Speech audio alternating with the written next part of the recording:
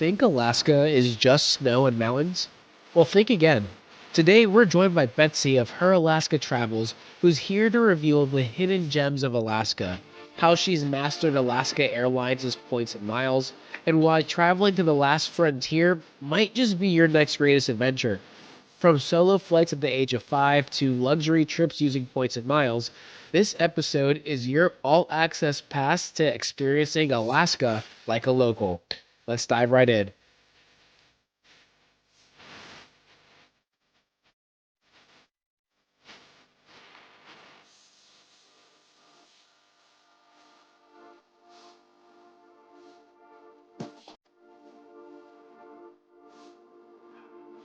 Welcome to the Revolutionizing Your Journey podcast. I am your host, DeAndre Coke. Today, we're thrilled to be joined by Betsey of Her Alaska Travels, a true expert in all things Alaska. Born and raised in the last frontier, Betsey has an unparalleled knowledge of Alaskan travel, the best hidden gems in the state, and how to make the most of Alaska Airlines and their mileage plan. And if she just knows the points and miles game as well. Betsey, welcome to the show. Thank you, DeAndre. Nice to be on your show. Thank you for having me.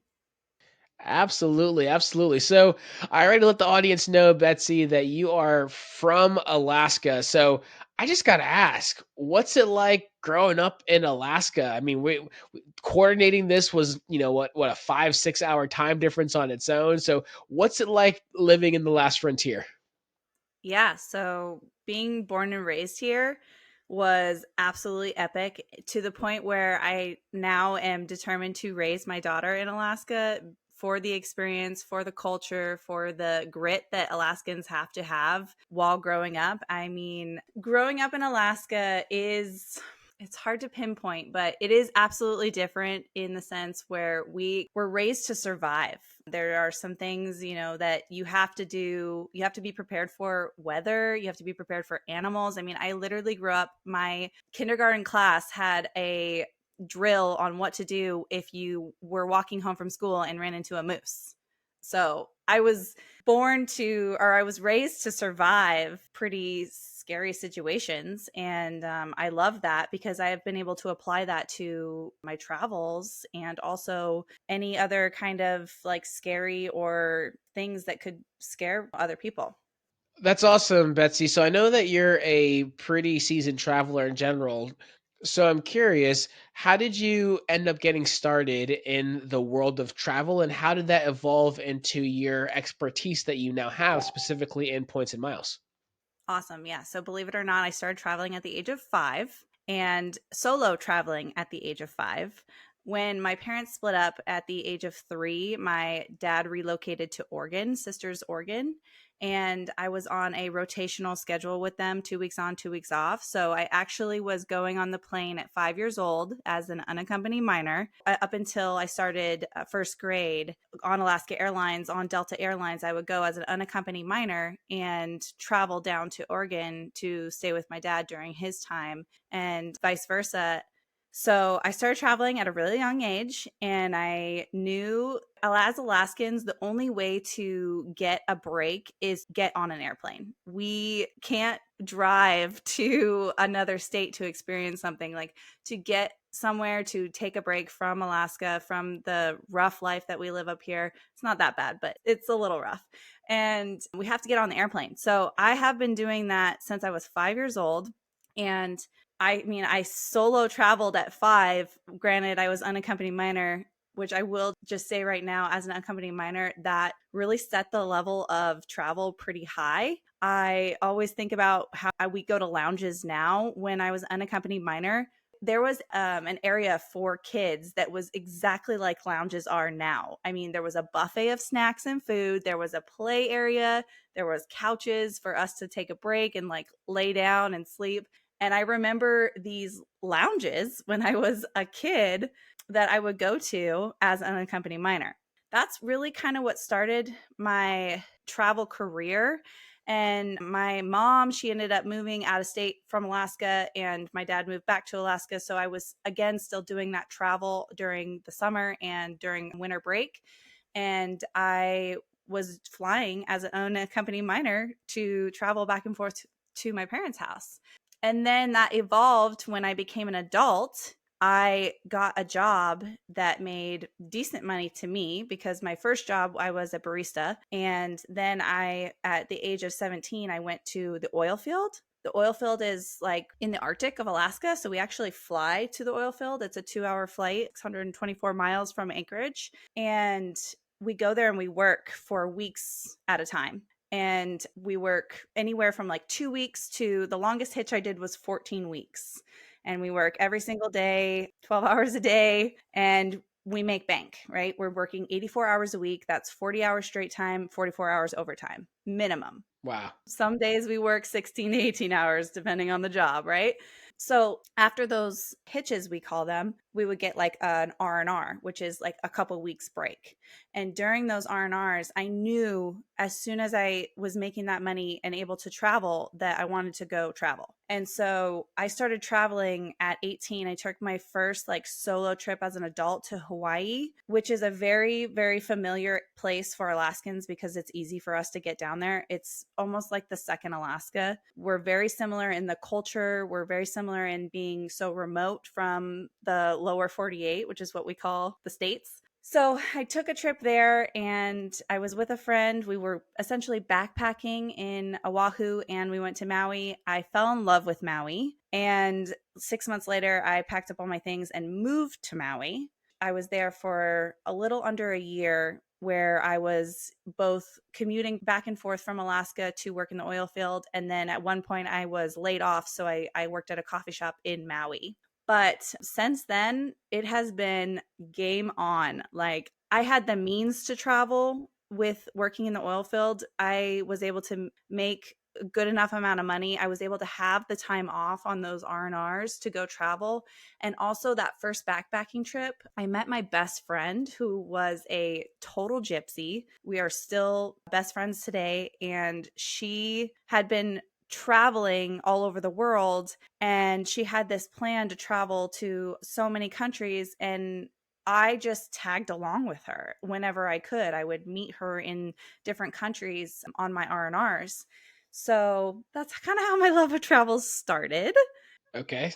Another fun thing is that best friend invited me in 2013 to come work for her at a festival, a Renaissance festival in Florida. And I got a wild hair and I was like, okay, I'm going to come, but I'm also going to drive there. So I drove from Alaska to Fort Lauderdale, Florida in 2013. Which is like probably one of the farthest routes you could possibly drive, and the extent of US to US passing through Canada. That's absolutely wild. Yeah, it was a blast. Oh, wow. It was such a great experience.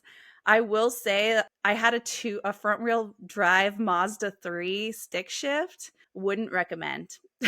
Was I was exhausted all the time from, shifting and the clutch and all that. So that's one thing I would recommend if somebody was going to be doing that long drive. But otherwise, it was amazing. I started in Juneau, took the ferry down to Canada, through Skagway, drove down to Seattle, took the 101 all along the West Coast, and then started to cut across the bottom of the states, Arizona, Nevada, Arizona, Texas, and then Louisiana. Louisiana, actually, my flywheel on my clutch went out.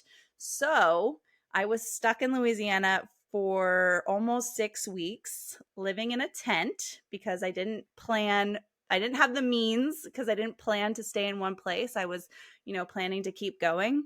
So when my flywheel went out and they had to order the new flywheel, I was stuck there for, a little over 5 weeks and waiting for my car to get fixed. And if you asked my dad why the flywheel went out, it's because I was trying to teach my friends who met me along the way how to drive stick shift with my car, which I also don't recommend because your car is a very valuable resource when you're driving across the United States. So lesson learned. I love the life lessons there, Betsey. Well, how did you evolve from driving across the country and being in a Renaissance fair and doing all these things, living in a tent for 6 weeks, to enjoying points and miles travel? Yeah, believe it or not, I didn't learn about points and miles until 2021, which is very recent. Again, had the means to travel, so I didn't really hone in on it or understand the value of it. But when I became a mom, and I decided I wanted to be a mom and take time off, I lost my six-figure career. Actually, believe it or not, when I had my daughter at the 6 week appointment, I asked my doctor, I was like, when are babies allowed to go on the plane? And she laughs and says, you can take your baby on the plane whenever you want to take your baby on the plane. I was like, oh. So then that day I booked a flight to Maui, which is a place that I really love. And we flew to Maui like 3 days later. But I had no idea that babies were allowed to go on the plane for vacation. I thought babies could only go on the plane to go somewhere for an event or a holiday or to go see family. I did not know that you could travel with your kids for vacation. I just didn't know. You don't know until somebody tells you, or you're like, oh, should I take this baby on the plane? I wasn't sure. But anywho, when I had my daughter, we lost my income and I still wanted to travel. So I just started. At first, I got targeted on Instagram somehow on free ways to travel. And I signed up for a webinar and I learned about it. Funny story. I had the Chase Sapphire card since 2017. I had the Chase Sapphire card the whole entire time. I don't exactly remember if I was able to redeem those points that I had just never touched, never even knew about Chase Sapphire points or the value or Hyatt or anything like that. So I had a Chase Sapphire card the whole entire time. I had the opportunity to book free travel the whole time, had no clue. But what made me start to look into it was having my daughter and knowing that I wanted to continue traveling with my daughter. And as of today, my daughter's been on 86 flights. And how old is she? 3. 3? Wow. Absolutely incredible. Absolutely incredible. So, Betsey, I want to talk a lot about Alaska travel, where to go, things to do, but let's jump first into the points and mile space since we're on that subject. And I know you're an expert in all things Alaska Airlines. Why does it have such a loyal following? And this is coming from someone that's a big American Airlines fan. I've never flown Alaska. I'm on the East Coast here, so it doesn't even hit any of the places that I've ever been. However, I have seen where I'm looking at a flight, I'm using a tool like Points Path or something like that, and it's like you can find this flight for 6,500 Alaskan Airlines miles or 9,000 American miles. And I'm like, okay, it'd be cool to have some Alaskan miles right now. So tell me what you love about Alaskan Airlines and what makes them stand out in general. So, Alaska Airlines, for Alaskans, the biggest value are two things. They have the most flights in and out of Alaska. I think they have 22 flights now from Anchorage to Seattle. Seattle and LA are opportunities to get to the States. Like, we generally have to go Seattle or LA. So, Alaska has really provided the flexibility for scheduling for Alaskans. Another thing that why Alaskans are really loyal to Alaska Airlines is because of the opportunity to earn miles. We have a ton of different like Alaska exclusive ways to earn miles through partner programs, and that's huge. And then lastly, Alaska Airlines just promotes to Alaskans. Like, we have a special program called Club 49, which allows Alaskan residents to have like free bags, no matter if you have the credit card, you have status or whatever. Alaska has really marketed to Alaskans and offered us services. We also have an opportunity to pay less for Gold Streak, which is like to send the cargo back and forth. So we have like a fixed rate if you're an Alaska resident. And so I think that's where the loyalty has been built. And they also started right in the beginning. I've been part of the Alaska loyalty plan for 25 years as of this year. So I got my number when I was 7 years old. And I have had status with Alaska Airlines for this will be my 12th year. So there's been a ton of opportunities to earn status, earn miles, and then that flexibility of the schedule for Alaskans. Outside of Alaskans, I think Alaska feels like it's trending right now, of course, because of the merger with Hawaiian. And then Alaska has 30 airline partners, which you can use your Alaska airline miles on those airlines. Like you were saying, you can book an American flight for 6,500 miles on Alaska Airlines versus American miles is 9,000. So that is very common with a lot of the airline partners. I will just say right now to everybody, it's very important to know that sometimes those flights are phantom flights. And unfortunately, the website isn't updated quickly enough that you won't know that that's a phantom flight until you click checkout. So say you don't have the miles in your Alaska Airlines account and you would have to transfer the miles or have the Alaska Airlines miles and then click checkout to know if that flight is a phantom flight or not. And this has been something that's been really frustrating with a lot of international travel. I know Alaska Airlines is working on it, on updating their website, but it is absolutely something that is happening where you can't know if the flight is actually available until you hit checkout, which I know is different from other airlines and a little frustrating, but something to be aware of. Yeah, it's absolutely interesting because one of the things that we talk about when we teach points and miles and how to do it with individuals, and I know you do this as well because you work with people on this, right? Is you never transfer your points until you verify with the airline that that flight's available. So if you're using Seats.Aero or Points Yeah or Point.me or any of these at all, you need to go ahead and confirm. Now, one of the ways to do that is by calling, obviously, but you can also a lot of times just go on that airline's website and say, hey, United, is this actually available? Emirates, is this actually available? 99% of the time, if you see it on that airline's website, you can do it. It's wild that you would literally have to hit the checkout button and see that there's an error to know that that did not exist, which to your point is an issue if someone's gone ahead and transferred their points for their family of five for a flight they're excited to take that they thought was a steal, and now those points are locked into Alaskan. Exactly. Yeah, absolutely. So that's really something to be mindful of.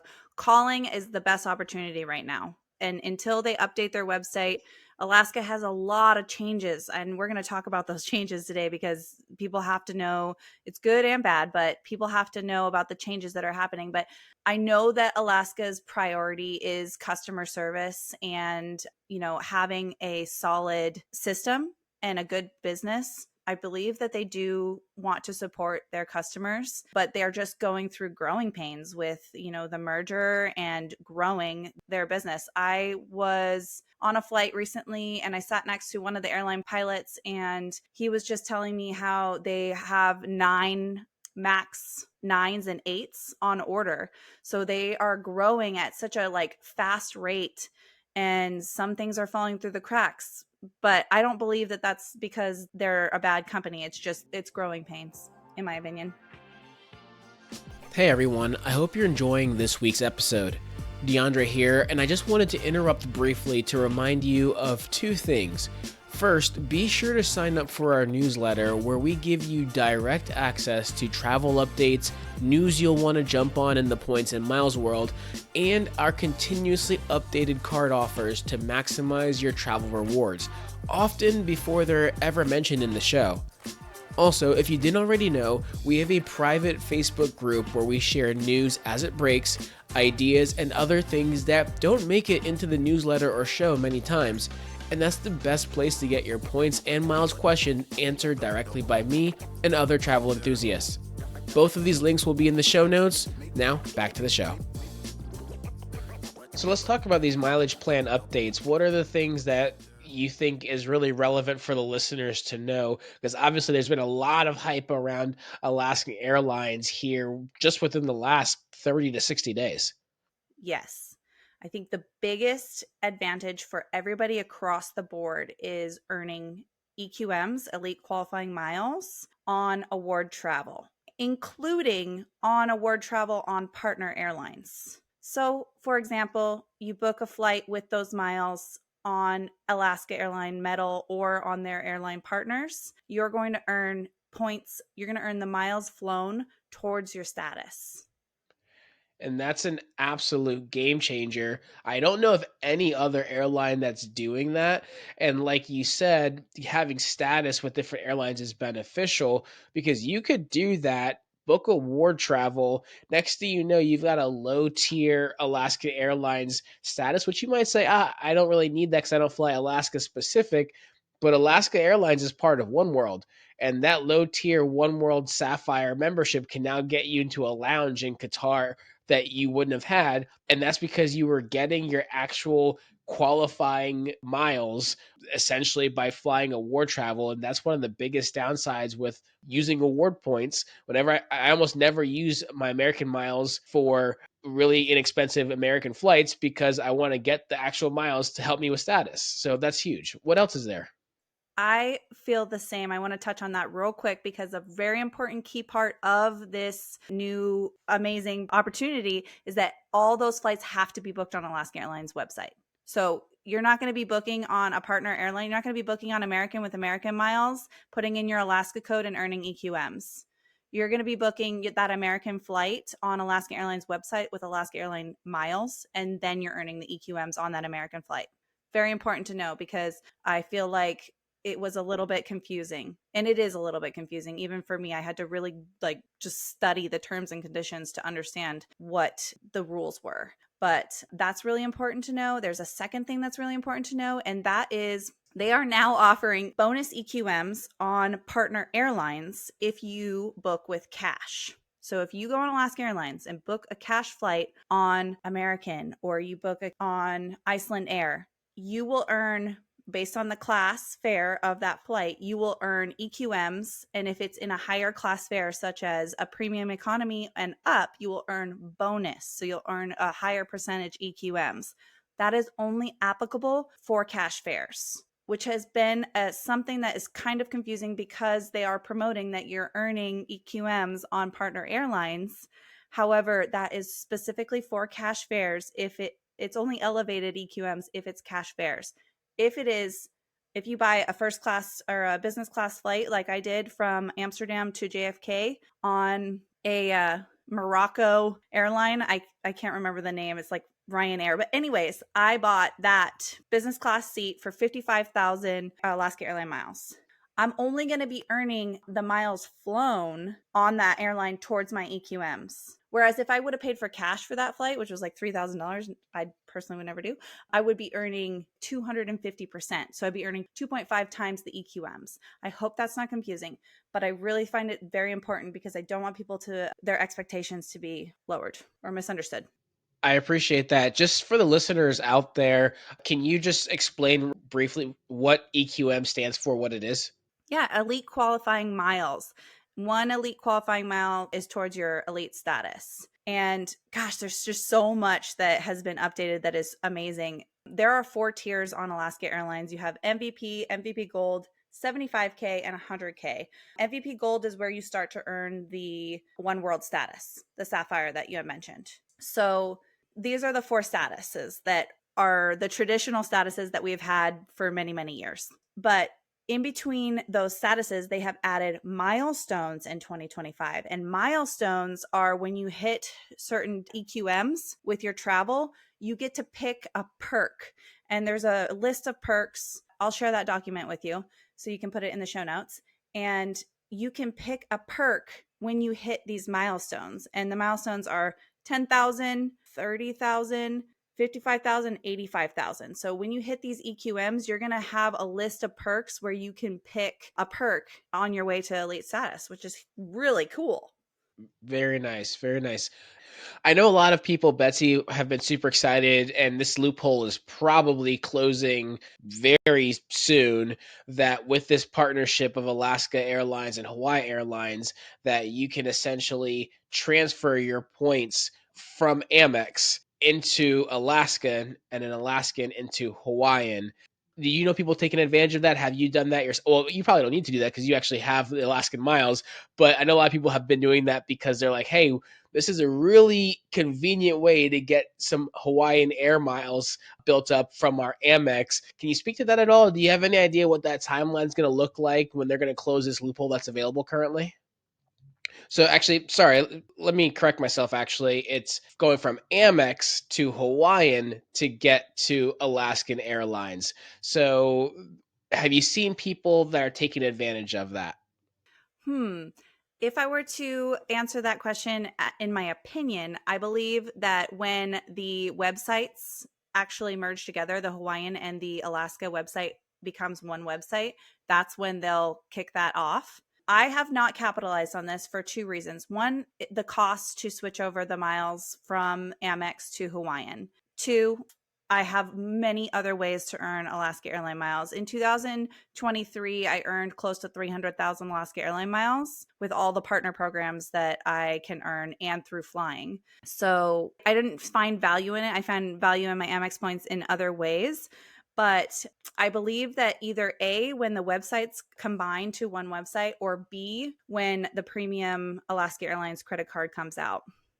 So I wonder if Hawaiian Airlines has a contract with Amex that they're waiting for that to expire. Like as a transfer partner, I wonder if a Hawaiian and Amex have some kind of longstanding agreement that they have to fulfill before they can remove them as a transfer partner. But I do believe that that is going to go away, especially with the new credit card, especially with the transfer partner on Built. I don't believe that Alaska is going to maintain that transfer partner with Hawaiian Airlines. Again, just my personal opinion. I mean, there's other ways to earn Alaska Airline miles, though, through the Alaska Airlines co-branded credit card, which is like a sign-up bonus of 70,000 miles, plus comes with a companion fare, which I'm happy to go over that, the rules of the companion fare. And you can also earn Alaska Airline miles with Built by paying rent. You can transfer over. They're a transfer partner of Built. So it's not the end of the world if it ends. And in all honesty, if I'm being completely honest, I feel like it's a lot of money to transfer those points over from Amex to Hawaiian. I will say, if you recently in the website, it feels like that the Hawaiian miles are giving you better options on Alaska airline flights than the Alaskan miles are giving on Alaska flights. So Betsy, actually, I know that when we were at Travel War together, which is where we met, I actually learned that Alaska Airlines and their travel partners are really good for stopovers. And so, for those that don't know, there's a difference between a layover and a stopover. And the big difference with a stopover is that a stopover is essentially a layover of more than 24 hours. So it can be anywhere from 24 hours to a few days to even technically a couple weeks, depending on the airline and their rules. With a stopover, you actually get your luggage back so you can stay and enjoy the city. And so this isn't a deep dive on stopover specifically, but I thought what was really cool was that two really cool destinations that you can do a stopover in with Alaskan Airlines and Miles and their partners is Fiji and another one as well in Iceland. So you can actually, as you're flying from, I don't know, somewhere on the lower 48, as you guys call it, to perhaps maybe it's Bora Bora or something like that, you can do a stopover in Fiji, spend a few days there, and it's technically all in one itinerary. So there's a lot of nuances with Alaskan Airlines, I think, that are not well known, and a lot more that I feel like are going to come to light here, especially in the near future, as it's gotten a lot of hype with this merger with Hawaiian Airlines. Yeah, no, absolutely. I feel like it's very trending, very popular right now. My DMs are filled with questions on Alaska Airlines, and I am super happy to teach everybody about it because I love it.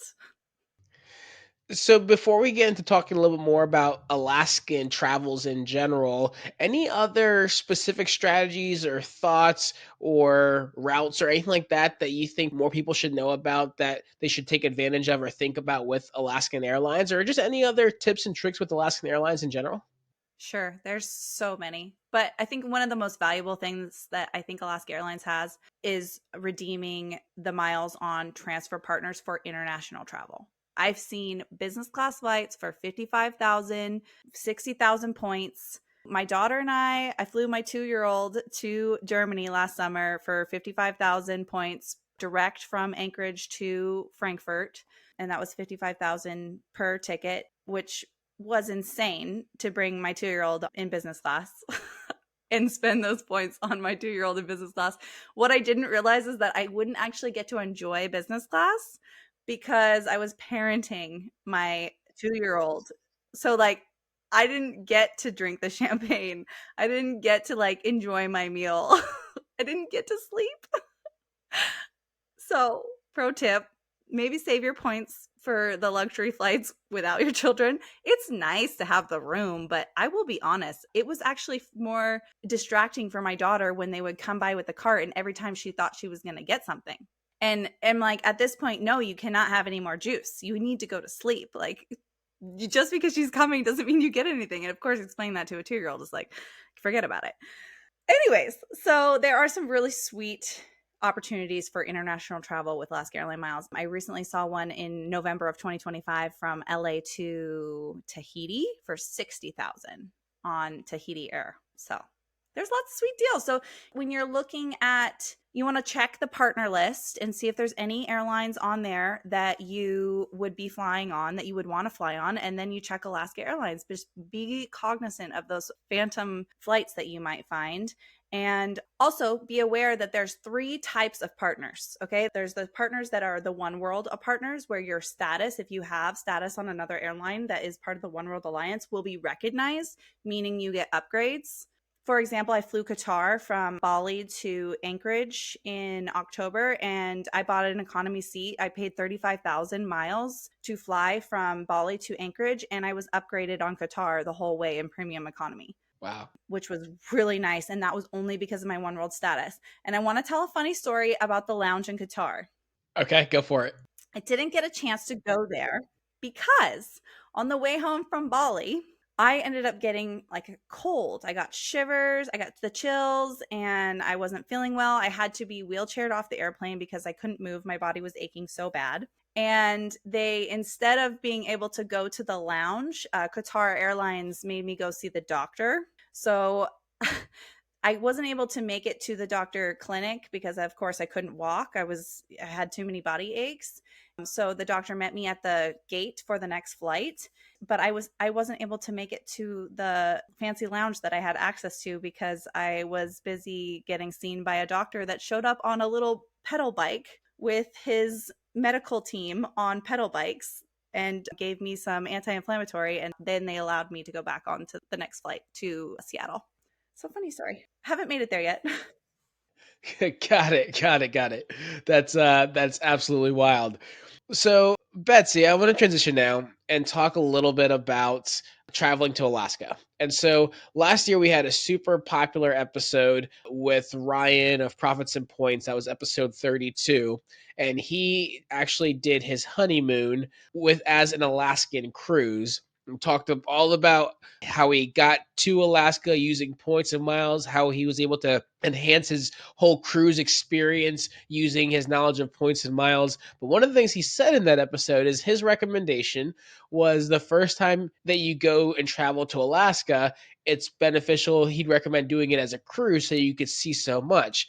I'm curious, as an Alaskan, knowing all the beauty in Alaska, would you agree with him, or would you have a different recommendation for the person that has never been to Alaska, which I will tell you, I've never been to Alaska. Sure.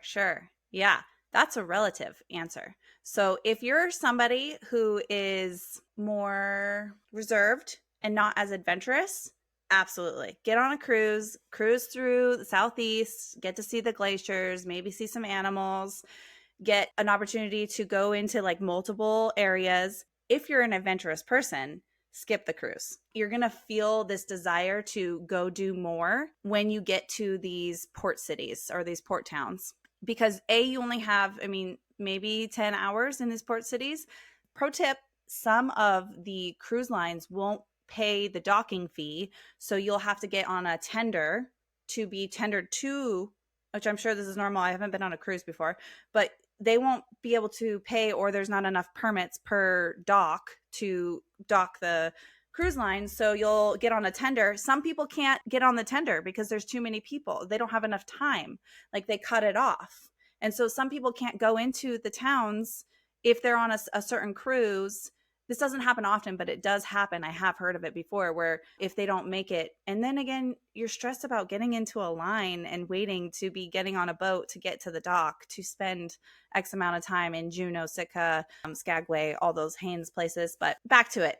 If you're an adventurous person, skip the cruise, please. Just you would want to come into South Central Anchorage. You want to fly into Anchorage, which is honestly the best opportunity because, like I said, there's a huge schedule from Seattle to Anchorage, or internationally. We have that flight. If you're coming from Europe, Frankfurt to Anchorage, holy cow, that was a freaking dream to get on the plane in Anchorage and show up in Europe in 9.5 hours. That was it. I'm doing it again this summer so that I can go to Europe. So if you're an adventurous person, you're going to want to come to South Central Alaska, which is you're going to arrive in Anchorage. From there, you can rent a car. There's a ton of opportunities to rent turos with camper shells.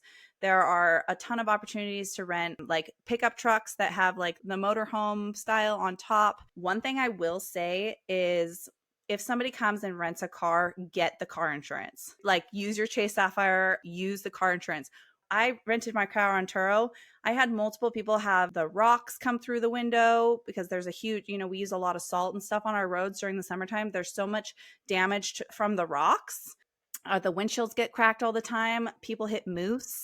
Like you're not paying attention. I've done it before. The mama moose crosses the road and then I don't see the baby moose and I hit the baby moose. Like that happens more often than you think. You could get stuck and damage, the bumper or any kind of plastic on the vehicle if you get stuck in some mud. Alaska is not just paved roads. Like we have a ton of dirt roads almost everywhere. Anyways, so you're going to come to South Central Alaska in Anchorage, and then you're going to rent a car or take the train. The train is a really good opportunity for you to get to some of those cute little fishing towns. The train runs multiple times throughout the week, and you can catch a train to Whittier. You can catch a train to Seward. You can catch a train to Talkeetna. You can catch a train to Fairbanks, which is 8-hour drive north of Anchorage. But if I were to recommend somebody coming to Alaska and they had, first off, I'm recommending people when they come to Alaska, minimum 10 days. Minimum 10 days. Don't sell yourself short and just do a week. You're not going to be satisfied, for one, because you're going to know that there's so much more to do. And two, there's so much to do. It costs a lot of money to come to Alaska. So you want to have a lot of time to do the Alaskan experience. But if you were to come to Alaska and I were to send you somewhere, I would send you down the Seward Highway towards Seward. You would go to Girdwood, which is like our ski town, but also in the summers, like a mountain bike town. And then you would head up Whittier, which I used to live there. My husband's a fisherman, and it's a fishing town of 280 people. You drive through the mountain in a tunnel. It's quite an experience. Everybody loves it. And then you have to drive back through the mountain to get out, and you continue down the road. You're going to go through 3 mountain passes with big mountains literally right next to you. So like you're driving and then like there's the big mountains right there. And then you're going to go to Seward, and you're going to go continue down, and then you're going to go, if you still have time in those 10 days that you're spending on the Seward Highway, you're going to cruise along. You're going to go through Cooper Landing. You're going to hit up a small town called Kenai, which is super cute. And then keep going down that road. You're going to go to Homer, which is like an iconic fishing town that has unlimited mountain views. And then you're going to drive back. Super cool. Love how you just gave us an entire itinerary, which I'm going to, I don't know, use AI to figure out the transcript to turn this into a whole trip for us at some point. But my question for you now, Betsey, is when's the best time of year to do all of this? Summertime. We have unlimited light. It's light during the summer. June, July are like, so 2 things with the light. You're going to get energy to do all this stuff. And B, everybody here is energized. So like we're ready for everybody to come and play. And so that's huge because that gives an energy to your trip where you have enough light to do all the activities that you want to do in a day. I mean, it doesn't get dark. So it's like you can play as long as you can stay awake. Any general misconceptions that you think a lot of people have when it comes to traveling to Alaska by chance? I think a common misconception could be that it is super expensive. It is expensive to come to Alaska and do like the activities. Okay, so you're going to get on a glacier tour. You're going to pay $200-300 a person. You're going to go on a helicopter ride, $500 a person. But you can come to Alaska and just adventure on your own, get out into the mountains. You can hike a mountain for free. You can pay the $4 parking pass and then go hike a mountain for free. So Alaska has an opportunity to be affordable if you're an adventurous type. Awesome, awesome, awesome. Betsey, this has been fantastic. You shared some really great insights about Alaskan Airlines, the new mileage plan updates, the route that you want to go when it comes to traveling to Alaska. My question for you here, any last thoughts, ideas, strategies when it comes to either Alaskan Airlines or Alaska travel that you want to make sure the listeners know? Follow me. Not to plug that, but I am super passionate about Alaska. I love to like showcase Alaska, and I am flying on Alaska Airlines. Oh gosh, like these probably have 12 trips already booked for this year. I'm really proud to say that I keep up on the updates, or I spend a lot of time calling and talking to the CSAs about everything that's going on. So, the most important thing I think that people should know about Alaska Airlines is that it's a good opportunity to use miles. There are a lot of opportunities to earn miles, and booking your travel with miles to Alaska during the summertime is going to be the most affordable way to get to Alaska. Otherwise, unfortunately, May through September, they do elevate the prices to come to Alaska in order to support tourism. Perfect. Good to know. And as far as the plug on following you, where can listeners follow you? My main platform is Instagram. I love Instagram. I am on Facebook, and those are my two places I live. My handle is Her Alaska Travels, HerAlaskatravels. Her Alaska Travels. Awesome. And we're going to go ahead and link all of that in the show notes as well. Betsey, this was amazing. You provided a lot of insights in a lot of different areas and helped educate me on both a trip to Alaska and the value and benefits that Alaskan Airlines provides. And I know that the listeners as well are going to feel the same way as far as the benefit and the new knowledge they have when it comes to all things Alaska. This was absolutely fantastic. Before we wrap this one up, last question I have for you is who else do you think we should have on the show in the space of travel, points and miles, all the different things there? Hmm. The person that I've been really loving lately is the Points Fly girl. I believe her name is Diane. She was at Travel Marcom. She's been really helpful in learning about business cards. Awesome. Very cool. Well, we'll try to connect with her, get her on the show in the future. Betsey, thanks so much for being on the show today, for providing all of this knowledge. And we really appreciate you taking the time out today. Yeah, no, it's a long time coming, and I appreciate it. Thank you. Absolutely. And for the listeners out there, make sure to follow Betsey at Her Alaska Travels. See all things about Alaska, living in Alaska, and the life of an Alaskan traveler as well. And as always, if you love the show, please don't forget to like, subscribe, rate, leave a review. We love it if you leave a review. That's always going to help promote our show more to more listeners. And as always, we'll catch you on the next episode. Take care, everybody.